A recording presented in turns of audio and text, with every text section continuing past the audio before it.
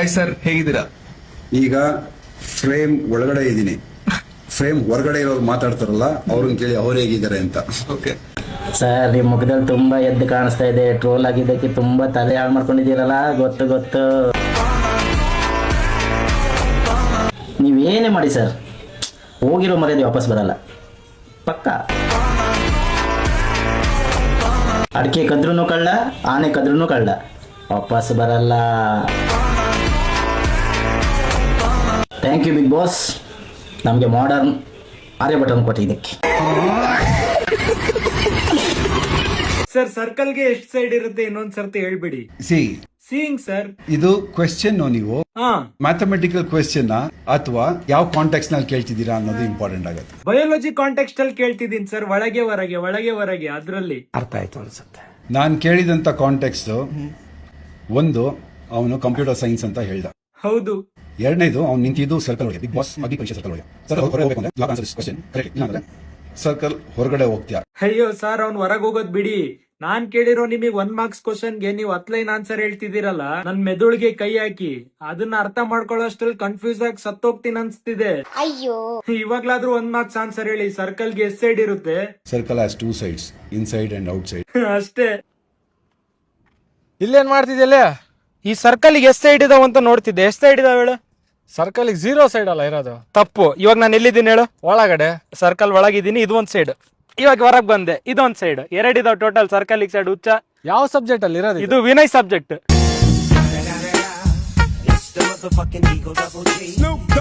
ಅವ್ರು ಹೇಳಿದ್ದನ್ನ ಕೇಳಿ ಒಂದು ಕ್ಷಣ ನನ್ನ ಮೈಯೆಲ್ಲ ಕಂಪಿಸ್ತು. ಬಿಗ್ ಬಾಸ್ ಅಗ್ನಿ ಪರೀಕ್ಷೆಯಲ್ಲಿ ವೃತ್ತಕ್ಕೆ ಇನ್ಸೈಡ್ ಔಟ್ಸೈಡ್ ಇದೆ ಎಂದ ನಟ ವಿನಯ್ ಗೌಡ ತಮ್ಮನ್ನು ತಾವು ಆರ್ಯಭಟ ಎಂದು ಟ್ರೋಲ್ ಮಾಡಿದವರಿಗೆ ಖಡಕ್ ಆಗಿ ಉತ್ತರ ನೀಡಿದ್ದಾರೆ. ನೆಗೆಟಿವ್ ಕಮೆಂಟ್ ನಿಂದಲೇ ನನ್ನ ಇನ್ಸ್ಟಾ ವೈರಲ್ ಆಗ್ತಾ ಇರುವುದು, ಪುಕ್ಕಟೆ ಮಾರ್ಕೆಟಿಂಗ್ ಮಾಡ್ತಾ ಇದ್ದೀರಿ ಎಂದು ತಿರುಗೇಟು ಕೊಟ್ಟಿದ್ದಾರೆ. ವೃತ್ತಕ್ಕೆ 2 ಸೈಡ್ ಕಂಡುಹಿಡಿದಿರುವ ಮಹಾ ತತ್ವಜ್ಞಾನಿ ವಿನಯ್ ಗೌಡರಿಗೆ ನೆಟ್ಟಿಗರ ಟ್ರೋಲ್. ಬಿಗ್ ಬಾಸ್ ಕನ್ನಡ 13ರ ಅಗ್ನಿ ಪರೀಕ್ಷೆಯಲ್ಲಿ ವಿನಯ್ ಗೌಡ ಕೇಳಿದ ಒಂದು ಪ್ರಶ್ನೆ ಇದೀಗ ಸಖತ್ ಚರ್ಚೆ ಆಗ್ತಾ ಇದೆ.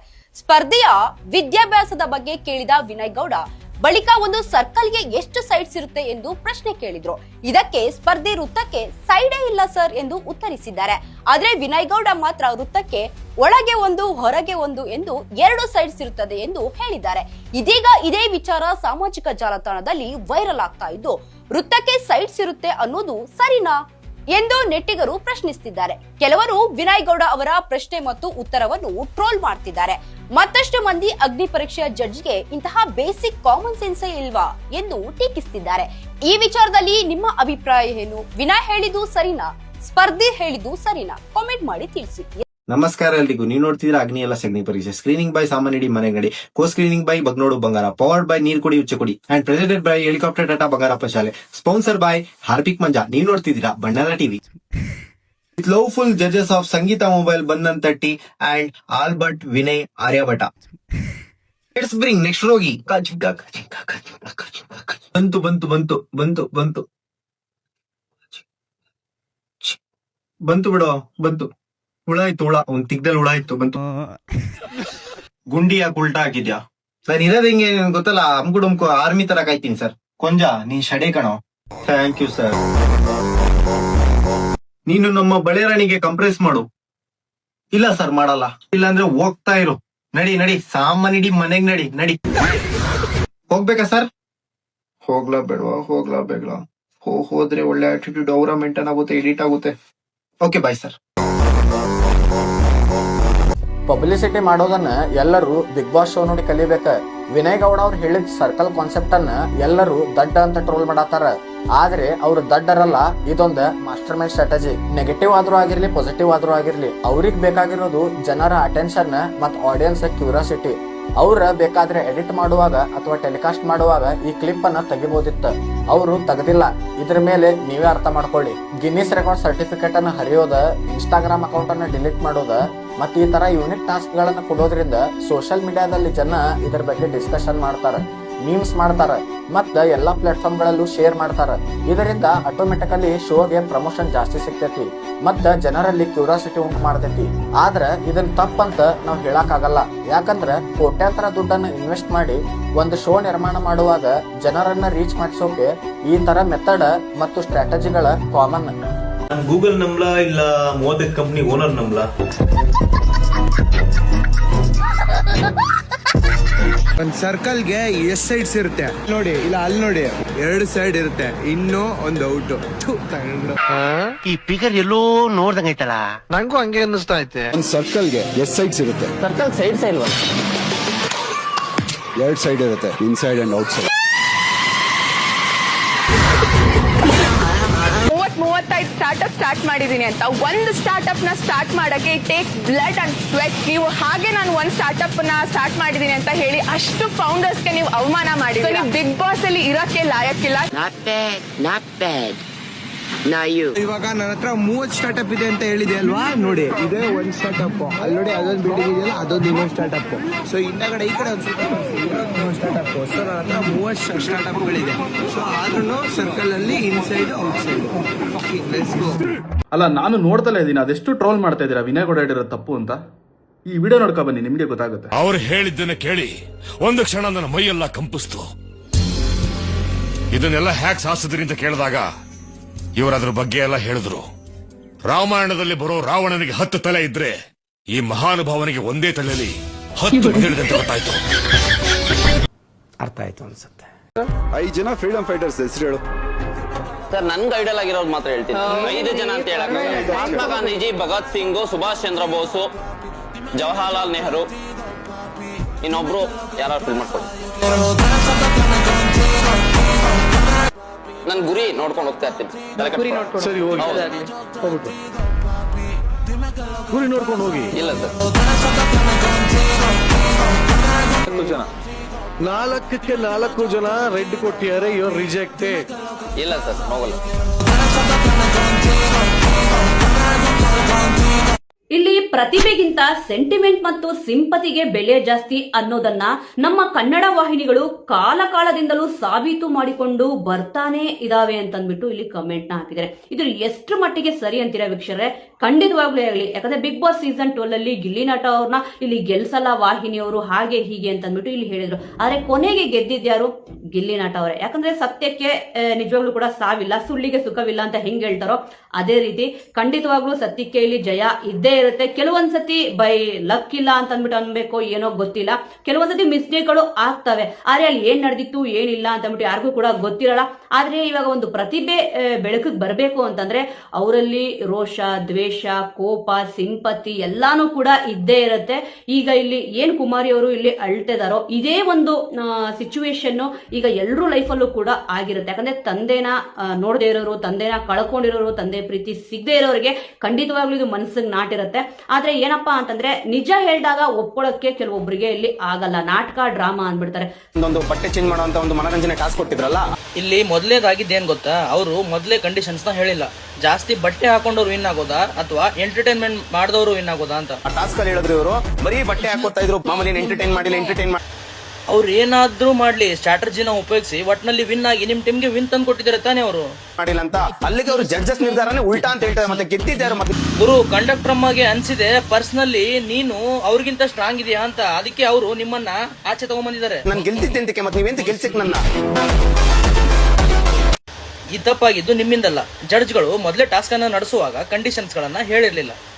ಗೊತ್ತು ಎಂಟರ್ಟೈನ್ ನಾನು ಮಾಡ್ತೀನಿ, ನಾನು ಬಟ್ಟೆ ಬಿಚ್ಚಬೇಕಾದ್ರು ಮಾಡ್ತೀನಿ, ಬಟ್ಟೆ ಹಾಕೊಬೇಕಾದ್ರು ಮಾಡ್ತೀನಿ, ಓಡಾಡ್ಕೊಂಡು ಮಾಡ್ತೀನಿ. ನಿನ್ ಕರೆಕ್ಟ್ ಅಣ್ಣ, ನೀ ಹೆಂಗಾದ್ರೂ ಮಾಡಿ ಟೀಮ್ಗೆ ವಿನ್ ತಂದು ಕೊಟ್ಟಿದೀಯ, ಅಷ್ಟೇ ನಿನ್ ಕೆಲಸ. ನುಡ್ದಾಡ್ಕೊಂಡು ಮಾಡ್ತೀನಿ ನಾನು ತಿಳ್ಕೊಂಡ್ಬಿಡ್ತೀನಿ ಆ ಟಾಸ್ಕ್. ಗೊತ್ತು ಏನ್ ಎಲ್ಲ ಒಂದ್ 5 ಜೊತೆ ಹಾಕಿರೋ. ಒಂದ್ ಜೊತೆ ಬಟ್ಟೆ ಹಾಕೋದೇ ಕಷ್ಟ ಗುರು, ಅಂತದ್ರಲ್ಲಿ ನೀವು 22 ಜೊತೆ ಹಾಕಿದ್ದೆ. ಅಲ್ಟಿಮೇಟ್ ಗುರು ನೀನು. ಹಳ್ಳಿಲಿ ಒಂದು ಒಲೆ ಹಚ್ಚಕ್ ಗೊತ್ತಿರ್ಲಿಲ್ಲ, ಹಾಲ್ ಕರಿಯಕ್ ಗೊತ್ತಿರ್ಲಿಲ್ಲ. After marriage I don't know village life anything, but I adjusted for everything. As a woman, I want to win. I want to success. Starting Hemalatha ಅವ್ರು ಬಂದಾಗ ನೋಡ್ಬಿಟ್ಟು ಪಕ್ಕಾ ರಿಜೆಕ್ಟ್ ಯಾರು ಇವರು ಅಂತ ಅನ್ಕೊಂಡೆ. ಬಟ್ ಸಾಂಗ್ ಹೇಳಿದ್ರು ಗುರು, ವಾಯ್ಸ್ ಕೇಳಿ ಫಿದಾ ಆಗ್ಬಿಟ್ಟೆ. ಅಂಡ್ ಇವರು ಮೆಮಿಕ್ರಿನೂ ಮಾಡಿದ್ರು ಸ್ಟೇಜ್ ಮೇಲೆ ನೆಕ್ಸ್ಟ್ ಲೆವೆಲ್. ಅಂಡ್ ಹಳ್ಳಿಲಿ ಇರೋದಂತ ಇಂಗ್ಲೀಷ್ ಅಂತೂ ಸಾಕಾದಾಗ ಮಾತಾಡಿದ್ರು. ಸ್ಟೇಜಲ್ಲೆಲ್ಲ ಇಂಪ್ರೆಸ್ ಆಗ್ಬಿಟ್ರು, ಎಲ್ಲರೂ ಗ್ರೀನ್ ಕೊಟ್ಟಿದ್ದಾರೆ. ಅಂಡ್ ಬಿಗ್ ಬಾಸ್ ಮನೆಗೆ ಇವರೇನಾದ್ರು ಹೋದ್ರೆ ಒಳ್ಳೆ ಪರ್ಫಾರ್ಮರು, ಒಳ್ಳೆ ಎಂಟರ್ಟೈನ್ಮೆಂಟ್ ಕೊಡ್ತಾರಂತ ನನಗನ್ನಿಸ್ತು ಪರ್ಸನಲಿ. ಅಂಡ್ ನಿಮ್ಗೆ ಯಾರು ಇಷ್ಟ ಆದ್ರು ನೆನ್ನೆ ಎಪಿಸೋಡಲ್ಲಿ, ಅಂಡ್ ಯಾರು ಸೆಲೆಕ್ಟ್ ಆದ್ರೆ ಖುಷಿ ನಿಮಗೆ ಕಮೆಂಟ್ ಬಾಕ್ಸಲ್ಲಿ ಕಮೆಂಟ್ ಮಾಡಿ. 2 ಸೈಡ್ ಇರುತ್ತೆ, inside and out side. A great legend said, a circle has 2 sides, inside and outside. He thinks Inside is kere and outside is dada. Kere dada, kere dada, kere dada. Inside and outside.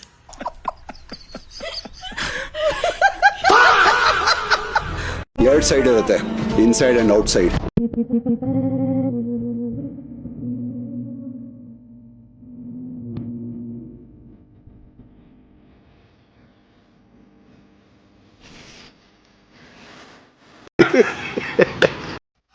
Vinay Gowda ಅವರೇ, ನೀವ್ ಹೇಳಿ, big boss ಅಗ್ನಿ ಪರೀಕ್ಷೆಗೆ ನೀವು judge ಆಗಕ್ಕೆ ಏನಕ್ಕೆ ಹೋಗ್ಬೇಕು?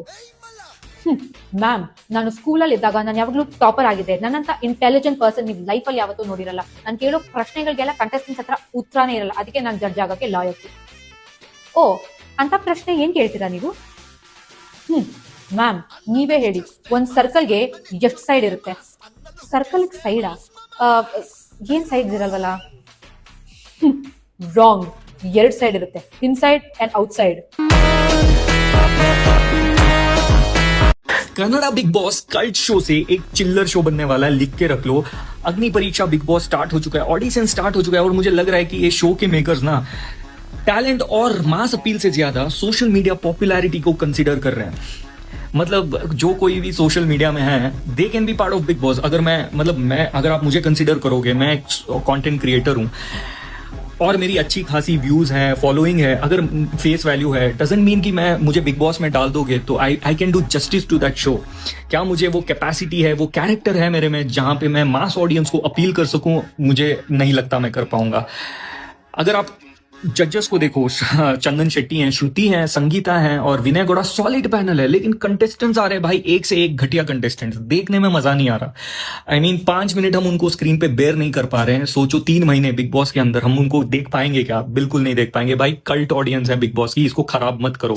आपको क्या लगता है? आपको कोई कंटेस्टेंट अभी तक अच्छा लगा तो कॉमेंट में बताएं। मैं ವಿನಯ್ ಗೌಡ ಬಿಗ್ ಬಾಸ್ ಅಗ್ನಿ ಪರೀಕ್ಷೆಗೆ ಹೋಗಿ ಜಡ್ಜ್ ಮಾಡ್ಲಿಕ್ಕೆ ಹೋಗಿದ್ದಾನ ಅಥವಾ ಟ್ರೋಲ್ ಪೇಜಸ್ಗೆ ಕಂಟೆಂಟ್ ಕೊಡಕ್ಕೆ ಹೋಗಿದ್ದಾನ ನಂಗಂತೂ ಅರ್ಥ ಆಗಲ್ಲ. ಮೊನ್ನೆ ಪ್ರೊಮೋದಲ್ಲಿ ಒಬ್ಬ ಹುಡುಗನ್ ಕೇಳ್ತಾ ಇದ್ದ ಅಲ್ವಾ, ಸರ್ಕಲ್ಗೆ ಎಷ್ಟು ಸೈಡ್ಸ್ ಅಂತ. ಅವನ್ ಪಾಪ ಮ್ಯಾಥ್ಸ್ ಪ್ರಕಾರ 0 ಅಂತ ಅಂದ ಅನ್ಸುತ್ತೆ, ಅಥವಾ ಇನ್ಫಿನಿಟಿ ಅಂತ ಹೇಳ್ಬೋದು.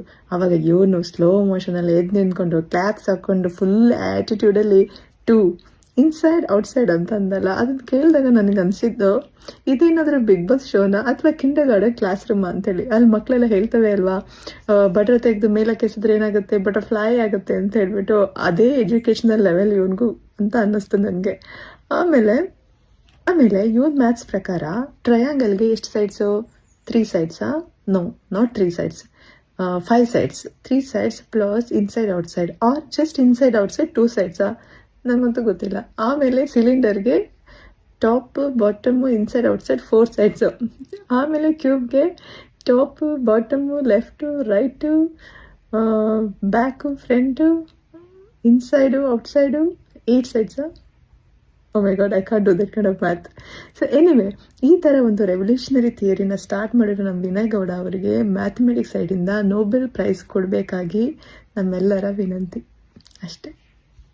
ನಿನ್ನೆ ಒಂದು ಕ್ಲಿಪ್ ನೋಡ್ತಾ ಇದ್ದೆ ಬಿಗ್ ಬಾಸ್ ಅಲ್ಲಿ ಅಗ್ನಿ ಪರೀಕ್ಷೆ ನಡೀತಾ ಇರುತ್ತೆ. ಅಲ್ಲಿ ಒಬ್ರು ಜಡ್ಜ್ ವಿನಯ್ ಗೌಡ ಅವರು ಕ್ವಶನ್ ಕೇಳ್ತಾರೆ ಕಂಟೆಸ್ಟೆಂಟ್ಸ್ಗೆ, ಸರ್ಕಲ್ಸ್ಗೆ ಎಷ್ಟು ಸೈಡ್ಸ್ ಇರುತ್ತೆ ಅಂತ ಕೇಳ್ತಾರೆ. ಸೊ ಅವನು ಕಂಟೆಸ್ಟೆಂಟ್ ಆನ್ಸರ್ ಮಾಡ್ತಾನೆ, ಸರ್ಕಲ್ಸ್ಗೆ ಸೈಡ್ಸೇ ಇರಲ್ವಾ ಅಂತ. That is correct answer. Okay, Vinay Gowda ಅದೇ ಕಾನ್ಫಿಡೆಂಟ್ ಅಲ್ಲಿ ಕ್ಲಾಸ್ ಹಾಕ್ತಾರೆ. First of all Vinay Gowda ಅವ್ರ ಕಾನ್ಫಿಡೆನ್ಸ್ಗೆ ಹ್ಯಾಟ್ಸ್ ಆಫ್. ಓಕೆ, ನಿಮ್ ಕಾನ್ಫಿಡೆನ್ಸ್ ಇದೆಯಲ್ಲ ಅದು ಅಲ್ಟಿಮೇಟ್ ಇದೆ. ಓಕೆ, ವಿನಯ್ ಗೌಡ ಅದು ತಪ್ಪು. ಆನ್ಸರ್ ಬಂದ್ಬಿಟ್ಟು ಸರ್ಕಲ್ಗೆ 2 ಸೈಡ್ಸ್ ಇರುತ್ತೆ, ಇನ್ಸೈಡ್ ಔಟ್ಸೈಡ್ ಅಂತ. ಆಮೇಲೆ ಆ ಹುಡುಗ ಕಂಟೆಸ್ಟೆಂಟ್ ರಿಯಾಕ್ಷನ್ ಮಾಡ್ತಾರೆ ನೋಡಿ, ಅದು ಮಾತ್ರ ಪೀಕ್ ಮೇಲ್ ಅಟಿಟ್ಯೂಡ್. ಅದು ಕಂಟೆಸ್ಟೆಂಟ್ ರಿಪ್ಲೈಗೆ ಡಬಲ್ ಹ್ಯಾಟ್ಸ್ ಆಫ್. ಇಂತ ಜಡ್ಜ್ಗಳು ಇನ್ನು ಈ ಕಣ್ಣಿಂದ ಏನೇನ್ ನೋಡೋಕು ಗೊತ್ತಾಗ್ತಿಲ್ಲ. ಕಾನ್ಫಿಡೆನ್ಸ್ ಹೆಂಗಿರ್ಬೇಕಂದ್ರೆ, ನೀವು ಆನ್ಸರ್ ತಪ್ಪು ಹೇಳಿದ್ರು ನಾನೇ ಸರಿ ಅಂತ ಇರಬೇಕು. ಆ ಆಟಿಟ್ಯೂಡ್ ಅಲ್ಲಿ ಬದುಕಬೇಕು ನೀವು, ಆ ಆಟಿಟ್ಯೂಡ್ ಅಲ್ಲಿ ಇರಬೇಕು. ಫಾರ್ ಎಕ್ಸಾಂಪಲ್, ಸರ್ಕಲಲ್ಲಿ ಎಷ್ಟು ಸೈಡ್ಸ್ ಇದೆ ಸರ್? ಸರ್ಕಲಲ್ಲಿ ಸೈಡ್ಸೇ ಇಲ್ಲ. You are wrong. ಸರ್ಕಲಲ್ಲಿ 2 ಸೈಡ್ ಇದೆ, ಇನ್ ಆ್ಯಂಡ್ ಔಟ್. ಗೊತ್ತಾಯ್ತಾ?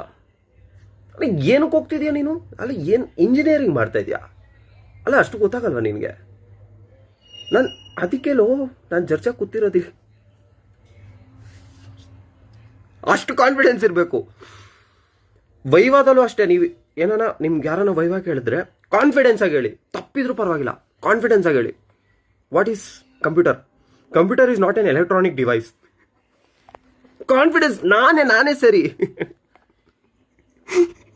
ಸರ್ ಬಿಗ್ ಬಾಸ್ ಆಗಿದ್ದಾಗೂ ಅಷ್ಟೇ ತಿಂತಾ ಇರಲಿಲ್ಲ ನಾನು. ಅಲ್ಲಿ ಬೇರೆ ಪಾರಂ ಕಳಿ ಕೊಡ್ತಾ ಇದ್ರು, ಅದ್ರಕ್ಕೆ ಕಿತ್ಲಾಟ. ಆ ಒಂದ್ ಪೀಸ್ ಹೆಚ್ಚಿಗೆ ಬಿದ್ಬಿಟ್ರೆ ಮಕ್ಕಳು ನೋಡಕ್ ಆಗಲ್ಲ. ಅಯ್ಯಪ್ಪ, ಬಸ್ ಹೋಗ್ಬೇಕನ್ಬಿಟ್ಟು ಏನೇನ್ ಅರ್ಸಾಸ ಬೀಳ್ತಾರ. ಅವ್ರು 2 ವರ್ಷದಿಂದ ನನ್ನ ಹಿಂದೆ ಬಿದ್ದಿದ್ದು ಬಿಗ್ ಬಾಸ್. ಅಗ್ನಿ ಪರೀಕ್ಷೆ 60 ಜನ, ಲಕ್ಷಾಂತರ ಆಡಿಷನ್. ಅಪ್ಪ ಅದೆಲ್ಲಾನು ನೋಡಿ TRP ಗೋಸ್ಕರ ಸುಮ್ಮನೆ ಜನಗಳನ್ನ ಮುಚ್ಚಿಡ್ಸೋದು ಎತ್ತು. ಏನ್ ವಿನೋಣ ನಿನ್ ಆಟಿಟ್ಯೂಡು? ನಾನೇ ಜಡ್ಜ್ ಅನ್ನೋದು ನಿನ್ ಎತ್ತಿ ಹತ್ತದಂಗಿದೆ. ಅಣ್ಣ ನನ್ ವಿಡಿಯೋ ಕ್ಲಿಪ್ ಇದೆ, ನೋಡ್ಕೊಂಡ್ ಬನ್ನಿ. 12 ಸೀಸನ್ ಬಿಗ್ ಬಾಸ್ ಹೋಸ್ಟ್ ಮಾಡಿದಂತ ಸುದೀಪ್ ಅಣ್ಣನು ಯಾವತ್ತೂ ಈ ತರ ಯಾರಿಗೂ ಮಾತಾಡಿಲ್ಲ. ನೀನ್ ಬಂದ್ಬಿಟ್ಟು ಜಡ್ಜ್ ಆಗ್ಬಿಟ್ಟು ಮಾತಾಡ್ತಿದ್ಯಾ. ಅಣ್ಣ ಫಾರ್ ಯುವರ್ ಕೈಂಡ್ ಇನ್ಫಾರ್ಮೇಶನ್, ಆ ಕಂಟೆಸ್ಟೆಂಟ್ಸ್ ಇರೋದ್ರಿಂದಾನೆ ನಿನ್ನ ಅಲ್ಲಿ ತಗೊಂಡ್ ಕೂರ್ಸಿರೋದು. ಅವರೇ ಇಲ್ಲ ಅಂದ್ರೆ ನಿನ್ನೂ ಮನೆ ಕಳಿಸ್ಬಿಡ್ತಾರೆ. ಅಂತವ್ರಲ್ಲಿ ನೀನ್ ಅವ್ರನ್ನೇ ಗೆಟ್ ಔಟ್ ಅಂತ ಹೇಳ್ತಾ ಇದೀಯಾ?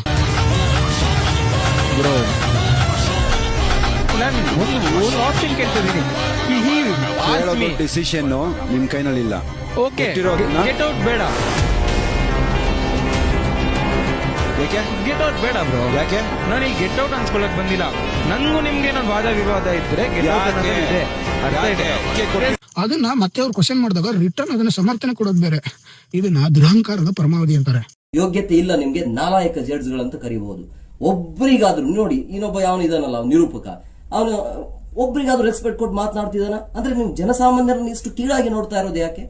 ಬಿಗ್ ಬಾಸ್ ಇರೋದು ಜನಸಾಮಾನ್ಯರಿಂದ, ಜನಸಾಮಾನ್ಯರೇ ಬಿಗ್ ಬಾಸ್ ಅನ್ನ ನೋಡ್ತಾ ಇರೋದು. ಬಟ್ ಜನಸಾಮಾನ್ಯರು ಇದಾರೆ ಅನ್ನೋ ಒಂದು ಕಾರಣಕ್ಕಾಗಿ ಅವ್ರನ್ನ ಹೇಗ್ ಬೇಕಂಗ್ ಮಾತಾಡ್ತಿದ್ದೀರಾ? ಬರೀ ಏಕವಚನದಲ್ಲಿ ಬಾರೋ ಹೋಗೋ, ನಿನ್ನ ಯೋಗ್ಯತೆ ಇಲ್ಲ, ಅದು ಇದು ಅಂತ ಹೇಳಿ. ಪಾಪ ಅಮುಕು ಮಂಜ ಏನಿದಾನಲ್ಲ, ಆ ಮಂಜನಿಗೂ ಕೂಡ ಒಂದು ಅವಕಾಶ ಇತ್ತು, ಇರ್ಲೇ ಇಲ್ಲ. ಆರಂಭದಲ್ಲಿ ಆತನಿಗೆ ಒಂಥರ ಡಿಪ್ರೆಷನ್ಗೆ ಹೋಗೋ ತರ ಮಾಡ್ಬಿಟ್ರಿ. ಶಾಕ್ ಆದ ಆತ, ಏನ್ ಮಾಡ್ಬೇಕು ಅನ್ನೋದು ಗೊತ್ತಾಗ್ಲಿಲ್ಲ. ಸೊ ನನ್ನ ಪ್ರಕಾರ ಈ ಬಿಗ್ ಬಾಸ್ ಜಡ್ಜ್ ಅನ್ನೋದು ಆ ಗೌರವ ಏನಿದಿಲ್ಲ, ಆ ಚೇರ್ಗೆ ಇರುವಂತ ಗೌರವ, ಇವರು ಅಗೌರವವನ್ನು ತಂದಿದ್ದಾರೆ ಆ ಚೇರ್ಗೆ. ಯೋಗ್ಯತೆ ಇಲ್ಲ ಇವರಿಗೆ. ನನ್ನ ಪ್ರಕಾರ ಮೊದಲಿಗೆ ಬಿಗ್ ಬಾಸ್ ಜಡ್ಜ್ಗಳೇ ಸರಿ ಇಲ್ಲ. ಟಾಸ್ಕ್ ಕೊಡೋದು ಗೊತ್ತಿಲ್ಲ, ಯಾರನ್ನ ಆಯ್ಕೆ ಮಾಡೋದು ಗೊತ್ತಿಲ್ಲ. ನನ್ನ ಪ್ರಕಾರ ಈ ಶ್ರುತಿ ಮತ್ತೆ ವಿನಯ್ ಅಂಡ್ ಸಂಗೀತ, ಈ 3 ನಾಲ್ಕೆ. ಒಬ್ರು ಚಂದನ್ ಓಕೆ ಅಂದ್ರೆ, ಚಂದನ್ ಯಾಕೆ ಓಕೆ ಅಂತ ಹೇಳಿದ್ರೆ, ಆತ ಏನೇ ಟಾಸ್ಕ್ ಕೊಟ್ಟಿದ್ರು ಕೂಡ ಅಟ್ಲೀಸ್ಟ್ ಆತನ ಮೇಲೆ ಏನಾದ್ರೂ ನಾಮಿನೇಷನ್ ಮಾಡುವಂತ ಸಂದರ್ಭದಲ್ಲೂ ಕೂಡ ಮಾತಿನ ಚಿಕ್ಕಮಕ್ಕಿ ಆದ್ರೂ ಕೂಡ ಅಪೋನೆಂಟ್ ಇರುವಂತ ವ್ಯಕ್ತಿ ಮೇಲೆ ನೋಡಿನ ಆತ ಕೊಡ್ತಾನೆ. ಸೊ ಹಂಗಾಗಿ ಓಕೆ, ಚಂದನ್ ಶೆಟ್ಟಿ ಓಕೆ. ಉಳಿದಿರುವಂತ 3 ಜಡ್ಜಸ್ ಗಳು ಏನಿದಾರಲ್ಲ, ಇವರಿಗಂತೂ ಆ ಜಡ್ಜ್ ಮೇಲೆ ಸೀಟ್ ಮೇಲೆ ಕೂತ್ಕೊಳ್ಳೋಕೆ ಯೋಗ್ಯತೆ ಇಲ್ಲ. ಅಗ್ನಿ ಪರೀಕ್ಷೆ ಆಗಬೇಕಾಗಿರೋದು ಈ ಸ್ಪರ್ಧಿಗಳಿಗಲ್ಲ, ಇವರಿಗೆ ಅಗ್ನಿ ಪರೀಕ್ಷೆ ಆಗಬೇಕು. ಮೊದಲು ಇವರ ಮೆಂಟಲ್ ಹೇಗಿದೆ ಅಂದ್ರೆ ಮೆಂಟಲ್ ಹೆಲ್ತ್ ಯಾವ ರೀತಿಯಾಗಿದೆ ಅನ್ನೋದ್ರ ಇವರಿಗೆ ಮೊದಲು ಅಗ್ನಿ ಪರೀಕ್ಷೆ ಆಗಬೇಕಾಗತ್ತೆ. ಇವರನ್ನು ಮೊದಲು ವೈದ್ಯಕೀಯ ಪರೀಕ್ಷೆಗೆ ಒಳಪಡಿಸಬೇಕು. ಅಂದಾಗ ಮಾತ್ರ ಈ ಬಿಗ್ ಬಾಸ್ ಸರಿ ಹೋಗುತ್ತೆ ಅಂತ ಅನ್ಸುತ್ತೆ. ನಿಜವಾಗ್ಲೂ ಕೂಡ ತುಂಬಾ ಬೇಸರ ಇದೆ ನನಗೆ ಈ ಸ್ಪರ್ಧಿಗಳನ್ನ ನೋಡೋ ರೀತಿಯಲ್ಲಿ. ಈ ದೇಶಕ್ಕೆ ನಿಮ್ಮಿಂದ ಒಂದು ಸಣ್ಣ ಸಹಾಯ, ಸ್ಮಾಲ್ ಹೆಲ್ಪ್, ನೋ ಚಾನ್ಸ್ ಅಷ್ಟೇ.